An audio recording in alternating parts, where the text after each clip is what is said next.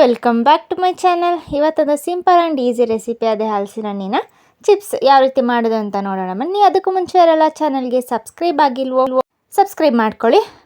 ಇದರಲ್ಲಿ ಒಂದು secret ingredients ಏನು ಅಂತ ಮುಂದೆ ತೋರಿಸ್ಕೊಡ್ತಾ ಇದ್ದೀನಿ. ಇಲ್ಲಿ ನಾನಿಲ್ಲಿ ಹಲಸಿನ ಹಣ್ಣು ಅಂದರೆ ಕಾಯಿ ಇರಬೇಕು, ಅದನ್ನು ನಾನು ಈ ರೀತಿ ಉದ್ದ ಉದ್ದ ಚಿಪ್ಸ್ ಯಾವ ರೀತಿ ಇರುತ್ತೆ ಆ ರೀತಿ ಕಟ್ ಮಾಡಿ ಇಟ್ಕೊಂಡಿದ್ದೀನಿ. ಅದಾದಮೇಲೆ ಆಯಿಲ್ ಇಟ್ಟು ಇದನ್ನು ಫ್ರೈ ಮಾಡ್ಕೊಳ್ಳೋಣ. ಹೈ ಫ್ಲೇಮಲ್ಲಿ ಇಟ್ಟು ಒಂದು 1 ನಿಮಿಷ ಫ್ರೈ ಮಾಡಿ ಆದಮೇಲೆ ಪೂರ್ತಿ ಲೋ ಫ್ಲೇಮಲ್ಲಿ ಇಡಿ. ನೀವು ಹೈ ಫ್ಲೇಮಲ್ಲಿ ಇಟ್ಟರೆ ಹೊರಗಡೆ ಮಾತ್ರ ಅದು ಕ್ರಿಸ್ಪಿಯಾಗಿ ಬರುತ್ತೆ, ಒಳಗಡೆ ಸ್ಮೂತ್ ಆಗುತ್ತೆ. ಸೊ ಹಾಗಾಗಿ ಲೋ ಫ್ಲೇಮಲ್ಲೇ ಪೂರ್ತಿಯಾಗಿ ನೀವು ಇದನ್ನು ಫ್ರೈ ಮಾಡ್ಕೋಬೇಕಾಗತ್ತೆ.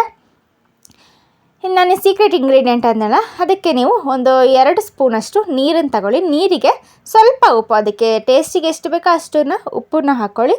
ಅದಾದಮೇಲೆ ಸ್ವಲ್ಪ ಅರಿಶಿನ ಪುಡಿ, ಕಲರ್ ಇರುತ್ತೆ ನೋಡಿ, ಯೆಲ್ಲೋ ಕಲರ್ ಇರುತ್ತಲ್ಲ, ಅರಿಶಿನ ಪುಡಿ ಹಾಕಿ.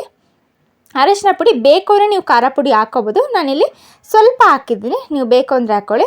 ಸೊ ಇದು ಫ್ರೈ ಆದಮೇಲೆ ಈ ಟೈಮಲ್ಲಿ ಇದು ಸ್ವಲ್ಪ ಈ ನೀರನ್ನು ಹಾಕ್ಕೊಳ್ಳಿ. ನೀವು ಅನ್ಕೋಬೋದು ಈ ನೀರು ಹಾಕಿದ್ರೆ ಸಾಫ್ಟ್ ಆಗಲ್ವಾ, ಇಲ್ಲ ಏನು ಆಯಿಲಿಗೆ ಹಾಕಿದ್ಮೇಲೆ ನೀರೆಲ್ಲ ಬೇಯುತ್ತಾ ಅಂತ ಡೌಟ್ ಇರ್ಬೋದು.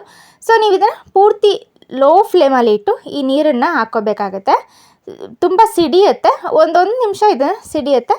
ಅದಾದಮೇಲೆ ನೀವು ಬೇಕಾದ್ರೆ ಫ್ಲೇಮ್ನ ಜಾಸ್ತಿ ಮಾಡ್ಕೊಂಡು ಇದನ್ನು ಫ್ರೈ ಮಾಡ್ಕೊಳ್ಳಿ. ಇಷ್ಟೇ ಸಿಂಪಲ್ ರೆಸಿಪಿ. ಸೇಮ್ ಈ ಬೇಕ್ರಿಯಲ್ಲಿ ಹಾಗೆ ಚಿಪ್ಸ್ ಅಂಗಡಿಯಲ್ಲೆಲ್ಲ ಸಿಗುತ್ತಲ್ಲ, ಸೊ ಅದೇ ರೀತಿ ಇದಾಗುತ್ತೆ.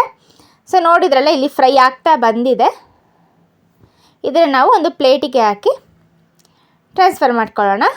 ಪ್ಲೇಟಿಗೆ ಹಾಕಿ ಆದಮೇಲೆ ಈ ರೀತಿ ಪೂರ್ತಿಯಾಗಿ ತಣ್ಣಗಾಗೋದಕ್ಕೆ ಬಿಡಬೇಕು. ಪೂರ್ತಿ ತಣ್ಣಗಾಗೋದಕ್ಕೆ ಬಿಡಬೇಡಿ, ಆದರೆ ಕ್ರಿಸ್ಪಿ ಆಗಬೇಕಾದ್ರೆ ನೀವು ಈ ರೀತಿ ತಣ್ಣಗಾಗೋದಕ್ಕೆ ಬಿಡಬೇಕು. ಸೊ ನೋಡ್ಬೋದು, ಇಲ್ಲಿ ಒಂದು 1 ನಿಮಿಷಗಳ ಕಾಲ ಬಿಟ್ಟಿದ್ದೀನಿ, ಇಲ್ಲಿ ಕ್ರಿಸ್ಪಿಯಾಗಿ ಬಂದಿದೆ.